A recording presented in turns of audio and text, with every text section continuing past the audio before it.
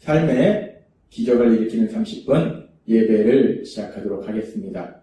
하나님께서 오늘 우리에게 주신 말씀은 사도행전 4장 1절에서 12절까지 말씀입니다. 이 말씀 제가 봉독하도록 하겠습니다. 사도들이 백성에게 말할 때에 제사장들과 성전 맡은 자와 사두개인들이 이르러 예수 안에 죽은 자의 부활이 있다고 백성을 가르치고 전함을 싫어하여 그들을 잡음에 날이 이미 저물었으므로 이튿날까지 가두었으나 말씀을 들은 사람 중에 믿는 자가 많으니 남자의 수가 약 5천이나 되었더라. 이튿날 관리들과 장로들과 서기관들이 예루살렘에 모였는데 대제사장 안나스와 가야바와 요한과 알렉산더와 및 대제사장의 문중이 다 참여하여 사도들을 가운데 세우고 묻되 너희가 무슨 권세와 누구의 이름으로 이 일을 행하였느냐.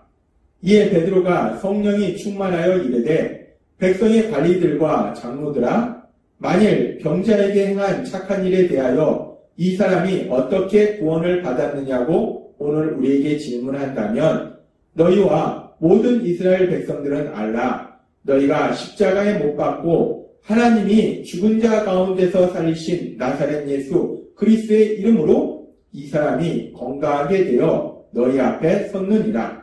이 예수는 너희 건축자들의 버린 돌로서 진 모퉁이의 머릿돌이 되었느니라. 다른 이로서는 구원을 받을 수 없나니 천하 사람 중에 구원을 받을 만한 다른 이름을 우리에게 주신 일이 없음이라 하였더라. 아멘. 오늘 이 시간 하나님께서 우리에게 주신 말씀을 듣기 전에 잠시 기도하는 시간 갖도록 하겠습니다. 하나님 아버지 감사합니다. 오늘도 저희들을 사랑하셔서 저희를 만나주시고 저희에게 말씀하여 주시니 감사합니다. 하나님 아버지 오늘도 주신 말씀을 통해서 늘 저희와 함께 하시고 저희를 사랑하시는 하나님 그 하나님을 믿음으로 담대하게 살아가는 저희가 될 수 있도록 은혜 베풀어 주옵소서. 예수님의 이름으로 감사하며 기도드리옵나이다. 아멘. 오늘 우리가 읽은 말씀에서 보면은 지금 솔로몬 행각에 사람들이 모였을 때 베드로 사도가 예수님에 대해서 전합니다. 특별히 예수님의 십자가 죽으심과 부활하심, 십자가에 죽임당하신 그 예수님이 살아나셨다, 부활하셨다. 그 예수님께서 이 병자를 치료하셨다라고 강력하게 선포합니다. 그런데 이렇게 베드로 사도가 예수님의 부활하심에 대해서 전하는 것에 대해서 싫어하던 대제사장 무리들이 있습니다. 그 대제사장 무리들이 베드로 사도가 솔로몬 행각에서 사람들한테 말씀을 선포할 때 그 자리에 와서 베드로와 요한을 잡습니다. 그래서 베드로와 요한을 가두어 놓고 그 다음 날 이제 대제사장의 무리들이 다 모여서 그 베드로와 요한을 신문합니다. 그들이 베드로와 요한을 향해서 이렇게 질문합니다. 사도행전 4장 7절 말씀. 사도들 가운데 세우고 묻되 너희가 무슨 권세와 누구의 이름으로 이 일을 행하였느냐. 너희가 무슨 권세로 누구의 이름으로 이 병자를 치료하였느냐. 지금 이 대제사장 무리는 베드로와 요한에게 묻는 겁니다. 너희가 도대체 이 기적을 행한 근원이 뭐냐? 라고 묻고 있는 거예요.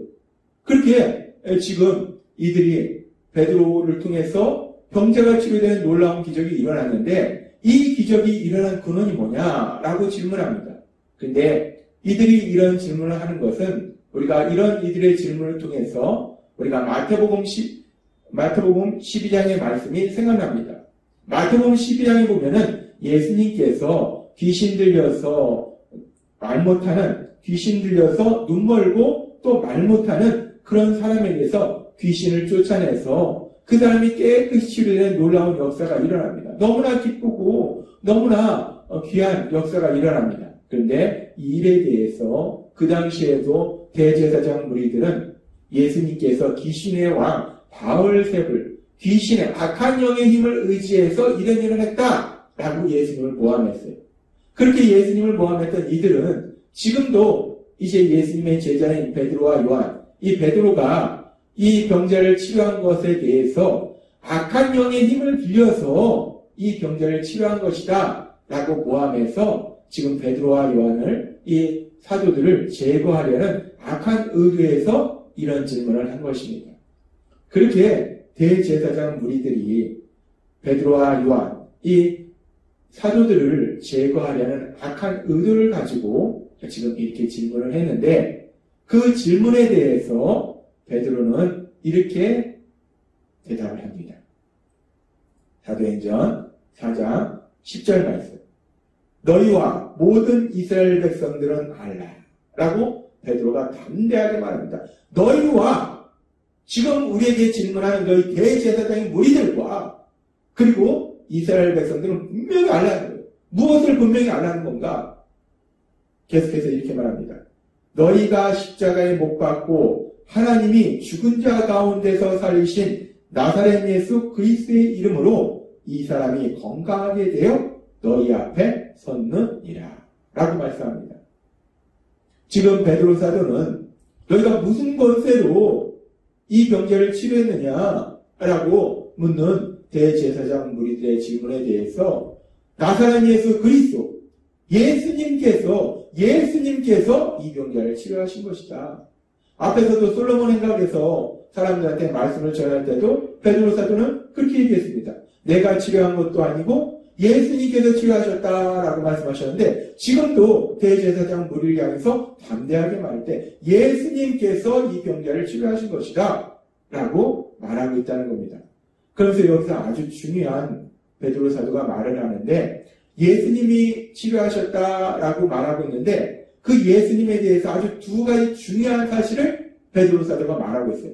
그 두 가지 중요한 사실은 뭐냐면, 지금 사도행전 4장 10절의 말씀을 보면 너희가 십자가에 못 박고, 그 예수님을 너희가 십자가에 못 박았다는 거예요. 대제사장 우리 너희들이 예수님을 십자가에 못 박았다. 그런데 하나님이 죽은 자 가운데서 살리신 나사렛 예수 그리스도, 너희가 십자가에 못 박았는데, 너희가 예수님을 십자가에 못 박아 죽임 당하도록 만들었는데 하나님께서는 예수님을 죽은 자 가운데서 살리셨도다라고 선포하더라는 겁니다. 베드로 사도는 지금 누가 이 병자를 치료했는가, 어떤 능력으로, 권세로 너희가 이 병자를 치료했는가 라고 묻는 대제사장 무리의 질문에 대해서 대답하기를 예수님께서 이 병자를 치료하셨다라고 말하고 있는데, 그 예수님에 대해서 그 예수님을 너희가 십자가에 못 박았다. 그런데 하나님께서 예수님을 살리셨다라고 선포하고 있다는 겁니다. 이 말씀은 아주 중요한 의미를 가지고 있어요. 지금 대제사장 무리들은 자신들이야말로 하나님을 섬기는, 하나님의 말씀에 순종하는 그런 사람들이다 라고 주장하는 사람들이에요.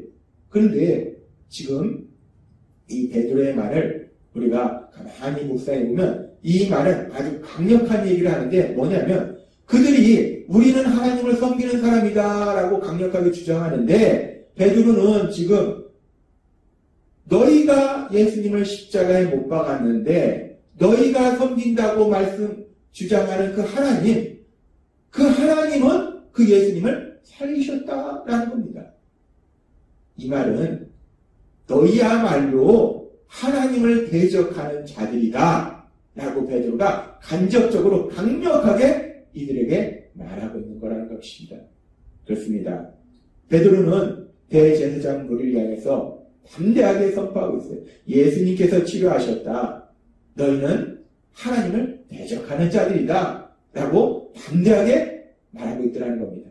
그러면서 결론적으로 베드로 사도는 그들을 향해서, 또 사람들을 향해서 아주 중요한 진리를 선포하는데, 계속해서 사도행전 4장 11절과 12절은 이렇게 말씀합니다. 이 예수는 너희 건축자들의 버린 돌로서 집 모퉁이의 머릿돌이 되었느니라. 12절이 이렇게 말씀합니다.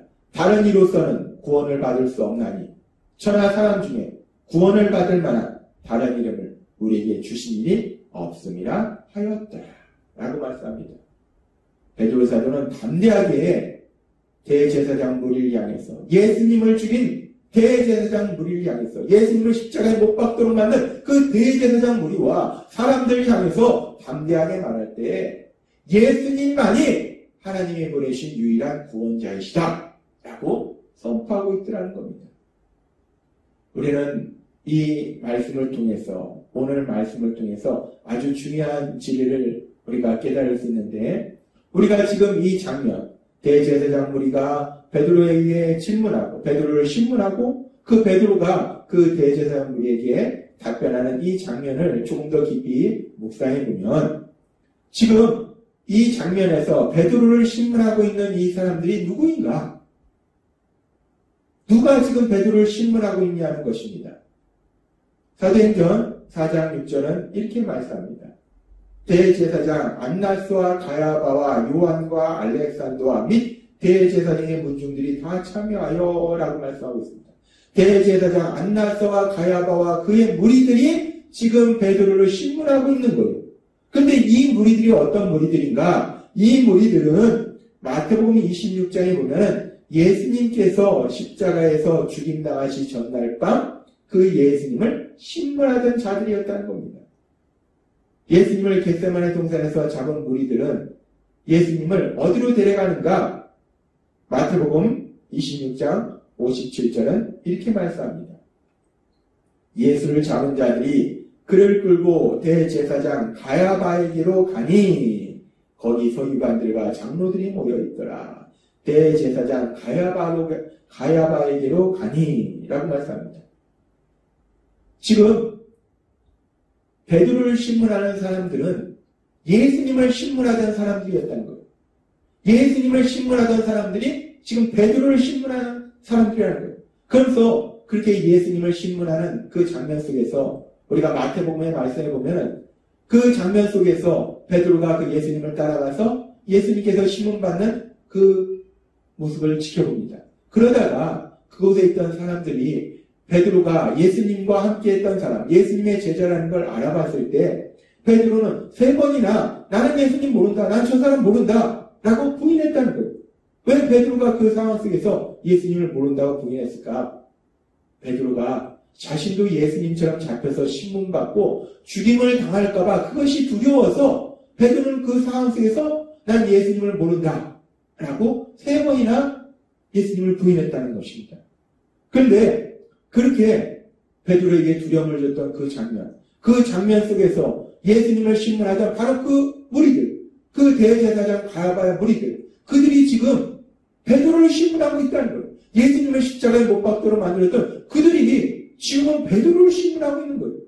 그러니 예수님까지 십자가에 못 박게 한 그들이 지금 베드로를 신문할 때 베드로가 얼마나 두려웠을까? 그런데 베드로는 전혀 두려워하지 않는다는 거예요.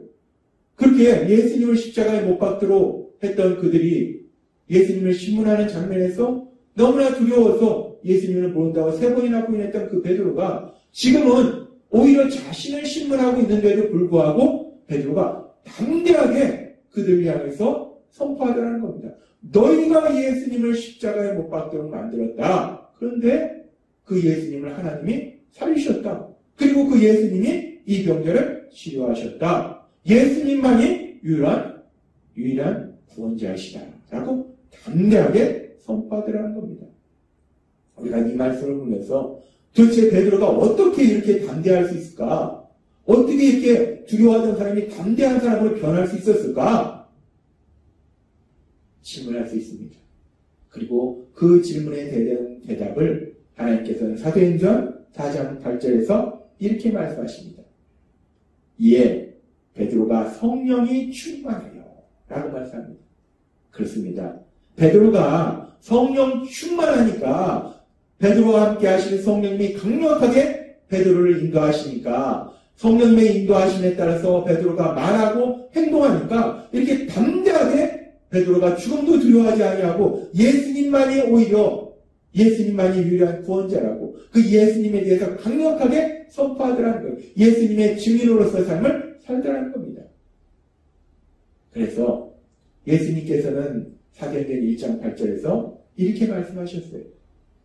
오직 성령님이 너희에게 임하시면 너희가 권능을 받고 예루살렘과 온 유대와 사마리아와 땅끝까지 이르러 내 증인이 되리라 하시니라 라고 말씀하셨어요. 성령이 임하시면, 성령 충만해지면 너희가 권능을 받고 능력을 받아서 내 증인이 되리라, 예수님의 증인이 되리라 라고 말씀하셨어요.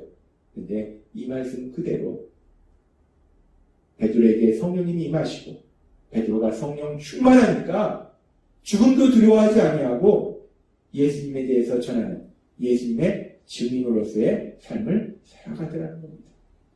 오늘 말씀을 통해서 우리는 예수님이 베드로에게 하신 말씀처럼 성령님이 임하시면 이렇게 능력을 받아서 예수님의 증인이 된다라고 말씀하셨는데 그 성령님이 우리에게 임하셨다는 거예요. 우리가 예수님을 구주와 주님으로 믿을 때 그 성령님이 우리와 함께 하신다는 거예요.